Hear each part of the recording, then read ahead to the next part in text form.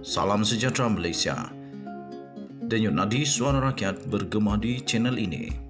Sebelum kita mulakan berita pada hari ini, jangan lupa tekan butang subscribe, like dan share. Sila tinggalkan komen anda. Denyut nadi suara rakyat terus bergema di channel ini.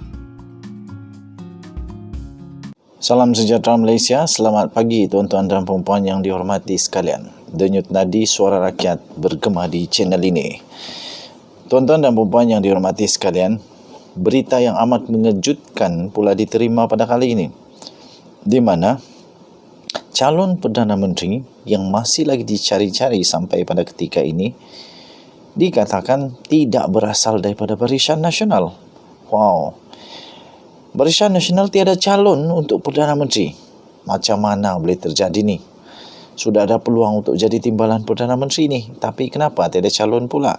Pada pukul 6.36 petang kemarin, melalui berita yang diterbitkan di Malaysia kini, Barisan Nasional tiada calon untuk jawatan timbalan Perdana Menteri. Barisan Nasional tidak mempunyai calon untuk jawatan menyandang jawatan timbalan Perdana Menteri. Demikian kata naib pengerusinya, iaitu Joseph Kurup. Wow. Katanya, belum, saya minta maaf, saya tidak mahu membuat spekulasi. Kurup yang juga adalah Presiden Parti Bersatu Rakyat Sabah PBRS dipetik memberitahu berita harian menerusi mesej teks ringkas. Semalam, Perdana Menteri Anwar Ibrahim memberikan jaminan akan ada 2 timbalan Perdana Menteri dalam kabinetnya di bawah Kerajaan Perpaduan, dan jawatan itu akan diisi oleh wakil daripada Barisan Nasional dan gabungan Parti Sarawak GPS. GPS juga akan menjadi sebahagian daripada Kerajaan Perpaduan yang diketuai oleh Presiden PKR. Tapi sebelum itu, tuan-tuan dan puan-puan, pada 6.25 petang, Setiausaha Politik bekas Perdana Menteri Ismail Sabri Yaakob, iaitu Syed Muhammad Fazmi Syed Muhammad, menafikan itu adalah suaranya, iaitu satu rakaman audio yang tular yang mengandungi perbualan antara 2 lelaki yang bercakap mengenai membunuh kredibiliti Najib Abdul Razak. Fahmi juga telah membuat laporan polis berkenaan perkara ini.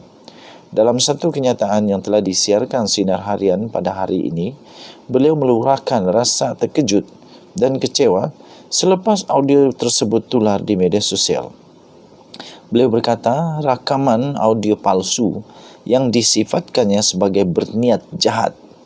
Yang berniat jahat adalah muslihat politik yang bertujuan untuk mencemarkan reputasinya. 2 lelaki yang bercakap dalam rakaman itu sebelum ini didakwa adalah Fahmi dan bekas ahli Parlimen Jempol, iaitu Salim Sarif. Okey, tuan-tuan dan puan-puan yang dihormati sekalian, banyak lagi berita mengenai perkembangan terkini politik negara Malaysia. Tetapi kita sambil ini masih lagi menantikan siapakah jawatan yang akan menyandang jawatan timbalan Perdana Menteri. Tuan-tuan dan puan-puan, saya berharap supaya jawatan timbalan Perdana Menteri dan menteri-menteri kabinet yang lain dapat diselesaikan dengan segera, supaya kerajaan negara Malaysia, kerajaan perpaduan ini akan dapat bergerak dengan baik, berfungsi dengan baik, dan dapat meneruskan kerja-kerja yang sepatutnya dilaksanakan. Susah juga kalau tiada menteri kabinet, susah juga kalau tiada timbalan Perdana Menteri. Nanti Anwar Ibrahim ada panggilan untuk majlis ataupun acara-acara rasmi di luar negara. Siapa yang membantu beliau di dalam negeri, di dalam negara Malaysia? Nah, yang ini patut diselesaikan dengan segera oleh Kerajaan Perpaduan Datuk Seri Anwar Ibrahim. Denyut nadi suara rakyat terus bergema di channel ini. Jangan lupa tekan butang subscribe, like dan share. Bye-bye. Salam sejahtera Malaysia, selamat pagi tuan-tuan dan puan-puan yang dihormati sekalian. Denyut nadi suara rakyat bergema di channel ini. Tuan-tuan dan puan-puan yang dihormati sekalian, berita yang amat mengejutkan pula diterima pada kali ini, di mana calon Perdana Menteri yang masih lagi dicari-cari sampai pada ketika ini dikatakan tidak berasal daripada Barisan Nasional. Wow. Barisan Nasional tiada calon untuk Perdana Menteri. macam mana boleh terjadi ni?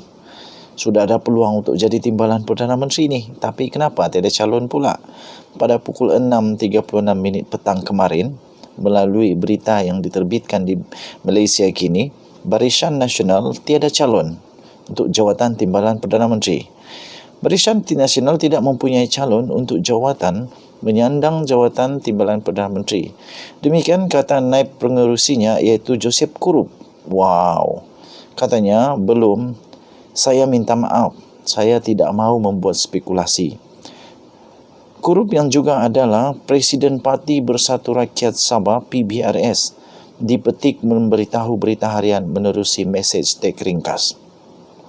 Semalam, Perdana Menteri Anwar Ibrahim memberikan jaminan akan ada 2 timbalan Perdana Menteri dalam kabinetnya di bawah Kerajaan Perpaduan, dan jawatan itu akan diisi oleh wakil daripada Barisan Nasional dan gabungan Parti Sarawak GPS.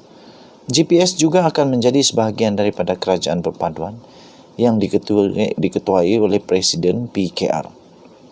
Tapi sebelum itu, tuan-tuan dan puan-puan, pada 6.25 petang, Setiausaha Politik bekas Perdana Menteri Ismail Sabri Yaakob, iaitu Syed Muhammad Fazmi Syed Muhammad, menafikan itu adalah suaranya, iaitu satu rakaman audio yang tular yang mengandungi perbualan antara 2 lelaki yang bercakap mengenai membunuh kredibiliti Najib Abdul Razak.